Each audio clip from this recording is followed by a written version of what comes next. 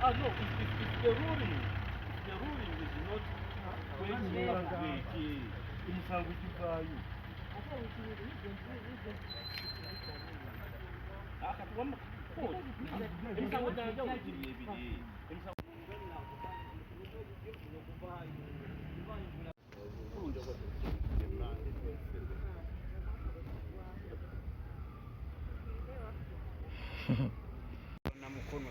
Abanamukono yalenda bagamba dda ne mbagamba Reverend bamuwabiranga omuntu as a person nebadde ne bawabira ne barestraininga Mukono district local government bataddamu kuteesa ku nsonga nekwata ku service commission so naye nakibagamba naluli era gye misango era naye nabagamba bagenda gireeta nga 27 nga gyegiri so tiimu kifiiriza ekyatambula kugenda mu maaso naye nsuubira wetumalira guno omwaka tujja kwatereeza buli mbeera yonna naye Reverend abeere wa kisa wa mazima mbu okutomera kubaawo n'okutomezebwa kubaawo manyi tuze tufuna ekintu kimu challenge eriemu mbu Bakaluba yalonda vice chairperson we akoze ne bachairman bonna emyaka gyonna mbu administration y'emyaka ejjadda ate tekyakola olunaku olwaleero kubanga emyaka ejjadda chairperson yakeeranga ku makya n'agoba omukozi wa gavumenti ebitakyasoboka emyaka ejjadda chairperson wagenda nkuddisu nga sente ziri mu seefu ne bakutoolayo emiliyoni ne bagikuwa tebikyasoboka sente kati zasisimu kati ebintu byakyuka kitegeeza olina otandibula ne trend y'ekintu edda chairperson yakeeranga n'agamba gwe nkugobye n'agoba bwe wagobanga omuntu lulira kati si bw'omugoba ebintu byakyuka so alina okwetereeza yeetereeza otherwise banamukono bakyakituulamu nnyo ndowooza okumala emyaka omwaka mulamba guwedde gwo guno gugenze buyinza obulonda representative wa Urban Authority kikibadde kiruma banamukono ekyo bakabakiwulire ku nze leero executive erina obuyinza obulonda representative wa Urban Authority n'obuyinza oyo buyina etya executive erina obuyinza bwonna ebulonda representative wa Urban Authority singa Urban Authorities ziba ziremereddwa okulonda omukiise waazo oba tukwataganya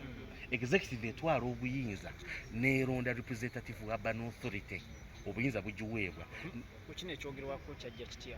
naye ku kino ekyogerwako Urban Authority zeerondera memba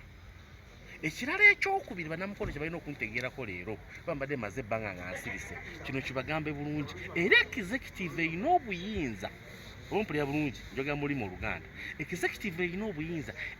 obugaana erinnya erireeteddwa Urban Authority muntegeera bulungi executive erina obuyinza Urban Authority zone omugendo oba 8 nezironda memba nezigamba tulonze kintu musoke ne bamuleeta executive erina obuyinza obwenkomeredde obumugaana naye executive wulira kano era kenkugamba executive obuyinza bweyina obugaana oyo ebesinga ku kintu kimu executive muganda ngegamba yali convicted ku buli bwanguzi executive muganda egamba omusawo gwe mulese mulalu n'ebbaluwa z'eddwaliro weeziri tajja saavinga executive muleeta ngegamba ono yasingisibwa emisango ejjowe buli bw'enguzi nga giri on record executive tetuula mu birabo by'amalwa negamba tugobye gundi obwe buyinza obuweebwa ki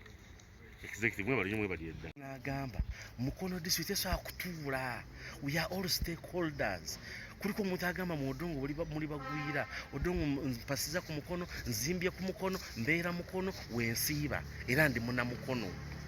era buli kyenkola nkikolera mu Mukono sikiera ku makya n'engendo yamu n'endyayo ranchi ne sapa ku makya n'embanga ndi Mukono kitegeeza ndi munnamukono ne judge akedde naga ffenna tuli ba stakeholders Mukono district nga Mukono tesobola kutuula nga terina service commission ebbanga eri lyonna mwebali nnyo neyokubira enduulu nga restraininga Mukono district local government council obutaddamu okuteesa ku nsonga za service commission ng'omunnauganda kkooti ya Uganda y'amazima n'obwenkanya ya respectinga decision eyo era emisango n'egiteekako for hearing 27 omulamuzi atudde n'agamba kisobola kukeerawo olunaku olwaleero n'ensala omusango ate nga 27 n'enzira musango gwe gumu n'agamba kasooka alinda emisango gyonna gijje for hearing giri setting 27 gijje ejja Kiyondo State gye yawaaba najje nejja service commission n'aziteeka ku lunaku olumu ye Mande ejja alyoka aw'ensala mu bujjuvu bagamba Reverend bamuwabira ng'omuntu as a person badani bawabira ne badustraininga mu conditional local government bataddamu kuteesa ku nsonga enekwata ku service commission so naye nakibagamba naluli rajeje misango naye bagamba bagenda gireeta nga 27 nga gyegiri so tiimu kifiiriza ekyatambula kugenda mu maaso naye nsuubira bwe tumalira guno omwaka tujja kwatereeza buli mbeera yonna naye Reverend abeere wa kisa wa mazima mbu okutomera kubaawo n'okutomezebwa kubaawo manyi tuze tufuna ekintu kimu challenge eriemu mbu Bakaluba yalonda vice chairperson we akoze ne ba chairman bonna emyaka gyonna mbu administration y'emyaka ejjadda ate tekyakola olunaku olwaleero kubanga emyaka ejjadda chairperson yakeeranga ku makya n'agoba omukozi wa gavumenti ebitakyasoboka emyaka ejjadda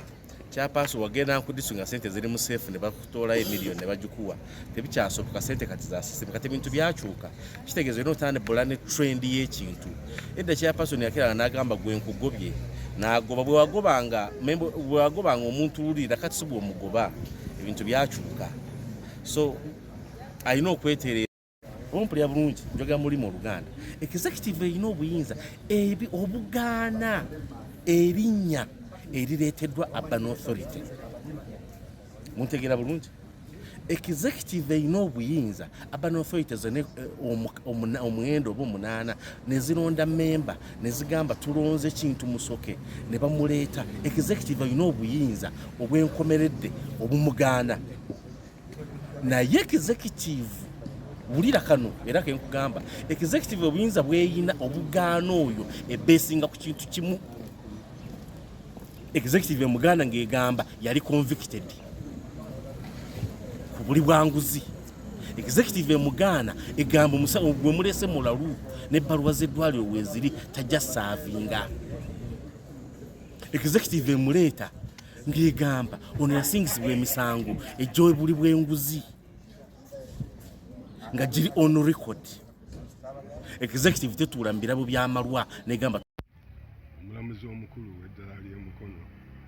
ekitiibwa Honorable Matovu yatuyise leero tubeewo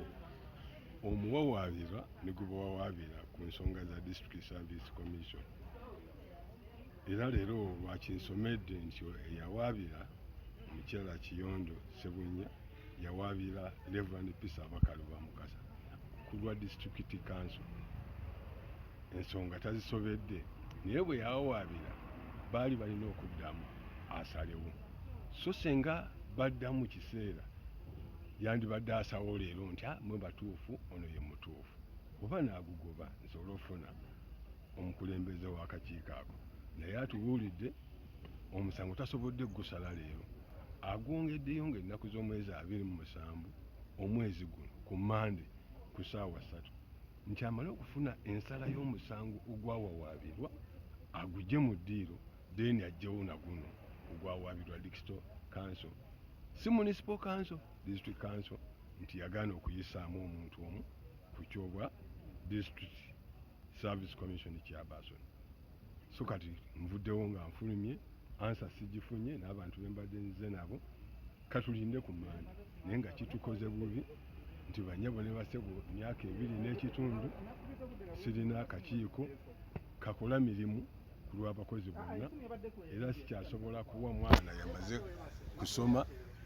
busomesa